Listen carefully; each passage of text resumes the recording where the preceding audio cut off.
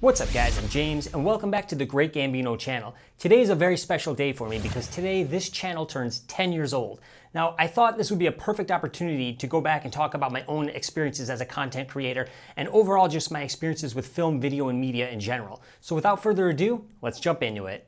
As a young kid, I was always fascinated with the idea of being able to capture moments on a video camera that would act almost like a window through time. That's me in the Jason Voorhees mask. I would later use that costume as a prop for my homemade movies. Now I didn't have a camera of my own at first, but I was fortunate enough to have really cool childhood friends that would convince their parents to record my little pretend movies. It made me really happy and sparked something that would stick with me for the rest of my life. You could see here the special effects were top notch and definitely hold up today. In all seriousness, I loved filming home movies. I wasn't really into sports like most other kids, and if I had it my way back then, creating little films would have been how I spent every day. But unfortunately, the combination of not yet owning a camera and some serious negotiating being required to convince the other kids to act in my silly movies made this a limited activity. When I was 16, I finally saved up enough money to buy my own camera, but by then life had changed so much that filming became more of a vlog type situation rather than playing movie maker. But I didn't care. As long as I was able to film something, it kept me happy. So that's what I did. I recorded everything growing up during the teen years, and I never went anywhere without my camera. I made sure to film all the hanging out, driving around in cars, partying and goofing around. I want to rub you up through here, and then I'll let you feel these. Back me up and give me sound drugs.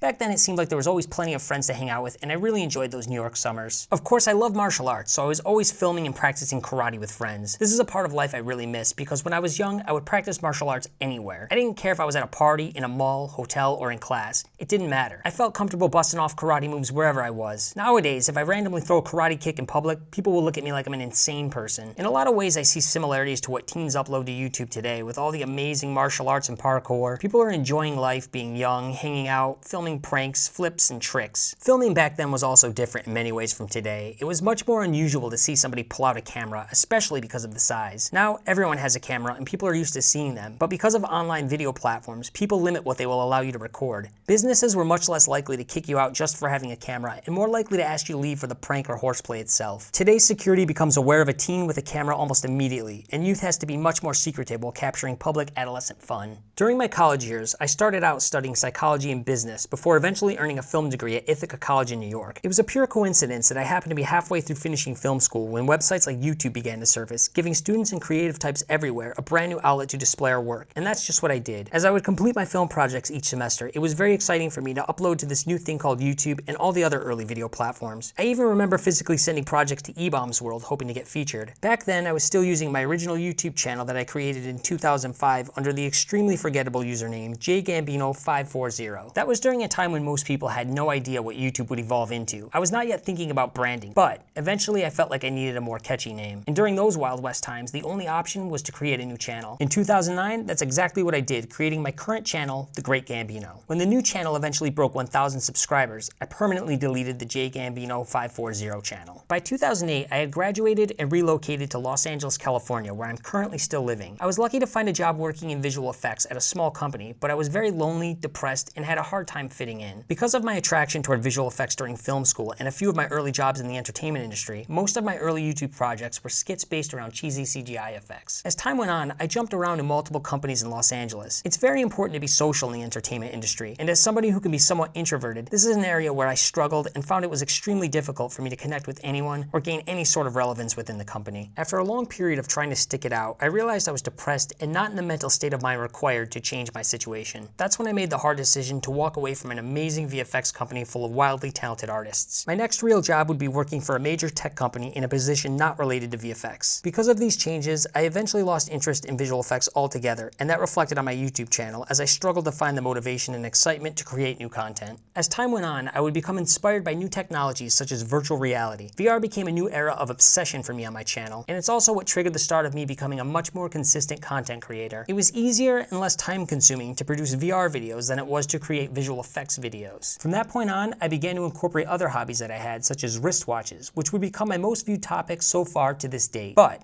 I didn't want to stop and get stuck on one subject like I did for years with visual effects, so I continued to add more variety to the channel, such as collectibles and unboxings of everything from action figures that are nostalgic to me, movie props, gaming products, and pretty much any other pop culture item I purchased. I would create travel videos every time I go somewhere, and I even started reviewing certain food products. Just get a little bite. Are these buffalo or are they a different flavor? That's a good New York wing right there. Perfect texture, crispy, soft with a nice little bit of spice. So much. That's a New York wing. The thing we didn't get though were I find it's much easier to be consistent if you let yourself be flexible, creating based on whatever it is you love in life at that given moment. I, like everyone else, have many different hobbies and interests that make me who I am. Some of my LA friends tell me I should stick to one topic to gain more popularity, but my goal is not to be a YouTube celebrity. I honestly don't care for that term. Creating videos is something I've done my entire life, and my goal is just to connect with as many people as a content creator, no matter what the audience size. Sometimes I wish friends and family outside of YouTube could better understand why I do what I do, and that it's just a byproduct of multiple coincidences and random events that happen throughout growing up, almost like an outlier situation. But it's not their fault, because at the moment, it's still a strange and unusual thing for someone from my generation to invest the amount of time doing this that I have the past 13 years. I just try to take a step back and remind myself that this technology did not exist when people my age were born, and as long as I'm happy with what I'm doing, then that's what I should focus on. During the past decade, many things have changed in my life, and I've definitely matured and developed as a person. I felt motivated to put this video together because out of all the changes, YouTube has been one of the only consistent things in my life, and for this reason, it has become extremely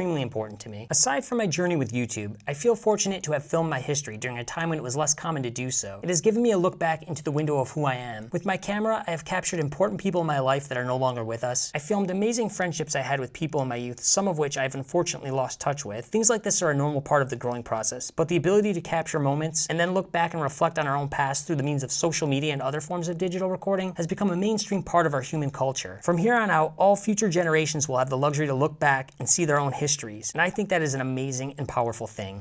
To sum everything up, I'm extremely happy that this channel is now 10 years old and the community has grown to over 5,000 subscribers. I look forward to continuing making content and connecting with as many of you as possible, because YouTube has been an amazing form of media, pushing me out of my introverted shell and making me a more comfortable person online and in the real world. So thank you guys for taking the time to watch this video and learn a little bit more about my life and my experience on this platform. I definitely appreciate all of you and look forward to seeing you in the next video.